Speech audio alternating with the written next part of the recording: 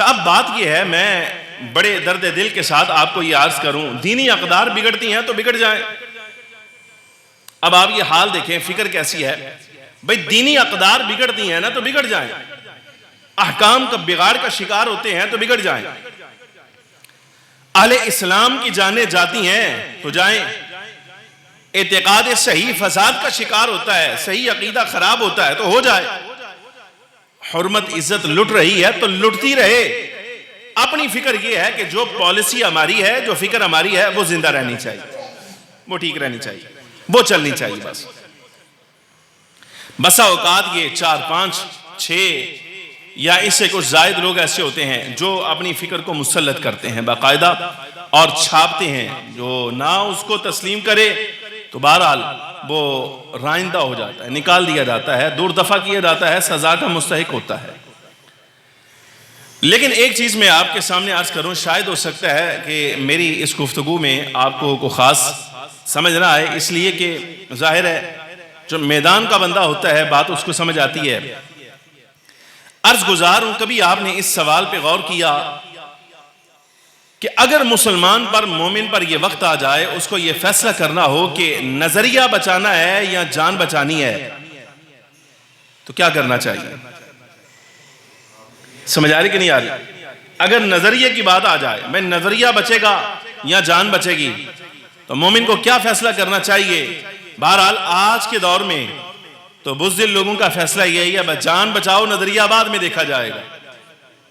لیکن اللہ اور اس کے رسول کا فیصلہ یہ ہے، جان جاتی ہے جائے، نظریہ بچنا چاہیے۔ مثال لے لیں، بدر بالکل پہلا پہل موقع ہے۔ میں قرآن عزیز کے لفظ پڑھوں گا آپ کے سامنے۔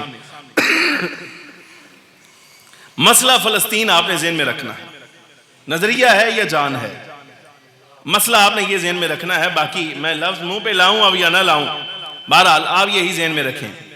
بدر بالکل پہلا پہل موقع ہے، جبکہ نبی پاک صلی اللہ علیہ وبارک وسلم نے اصحاب سے مشورہ کیا، کفار کا قافلہ گزر رہا ہے، بھئینن ڈک لئیے؟ جی ہاں یا رسول اللہ ڈک لئیے۔ 350 بندہ کم و بیش نبی پاک صلی اللہ علیہ وسلم کی سالاری میں، معیت میں، میدان بدر میں نکلا۔ اللہ تبارک و تعالی جل وعلا نے یکا یک حالات تبدیل کر دی۔ اب مسئلہ یہ ہوا، یہ ارادہ تو لے کر آئے تھے، ذہن تو یہ تھا کہ ہم نے قافلہ ڈکنا ہے۔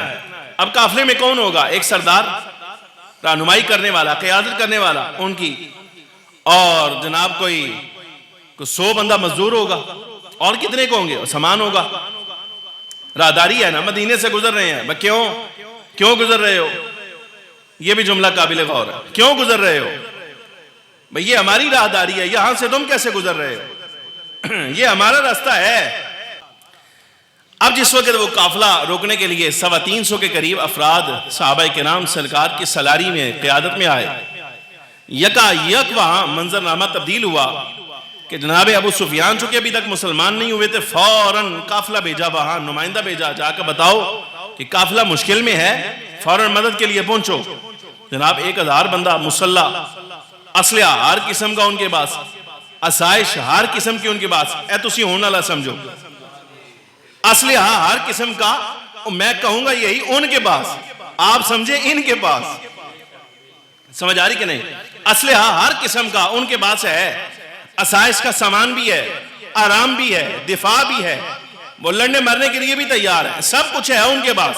اور یہاں تعداد بھی کوئی نہیں، اسلحہ بھی کوئی نہیں، مال بھی کوئی نہیں، بھائی جسم پہ کپڑے بھی کوئی نہیں، تعداد بھی کوئی نہیں، لیکن رب العالمین جل وعلا فرماتا ہے، مصطفیٰ کریم صلی اللہ علیہ وسلم سے فرمایا، محبوب انہوں مشورہ کر لو کی چاندین، قافلہ یا پھر دبدبہ، روب، نظریہ۔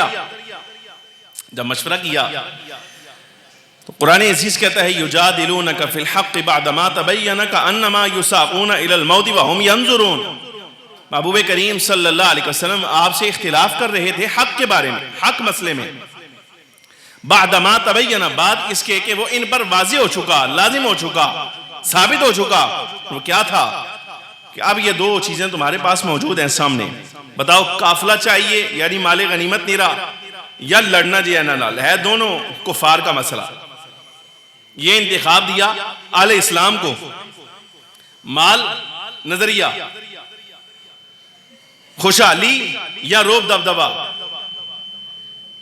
یہاں عزت، پیسہ، دولت، اسلحہ، یا یہ بتاؤ کہ جلال چاہیے، باغلی بری ادور لنگ دیا ڈرن، جاہو جلال، حشمت، روب دبدبا، کیا چاہیے؟ صحابہ کرام علیہم رضوان نے عرض کی یا رسول اللہ چونکہ اسلحہ کوئی نہیں، وہ اپنی جگہ پر حق تھے، یا رسول اللہ چونکہ اسلحہ کوئی نہیں، تعداد کوئی نہیں، ان کی تعداد زیادہ، اسلحہ ہر چیز ان کے پاس ہے، میرے آقا قافلہ مناسب ہے، قافلہ مناسب۔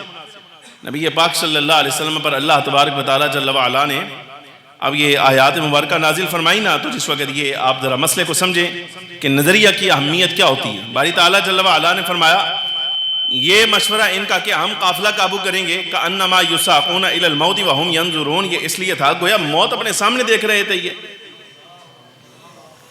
یہ قرآن عزیز نے ان کا عذر بھی بیان کر دیا۔ اب باری تعالیٰ کیا فرماتا ہے؟ رب العالمین فرماتا ہے وَإِذْ يَعِدُكُمُ اللَّهُ، یاد کرو اے اہل ایمان جب اللہ نے تم سے وعدہ کیا احد الطائفتین، دو گروہ میں سے ایک کا، یہ دو گروہ میں نے آپ کے سامنے آج کر دیا، انہا لکم، کہ ان دونوں میں سے ایک تو ضرور تمہیں ملے گا، کیا چاہیے؟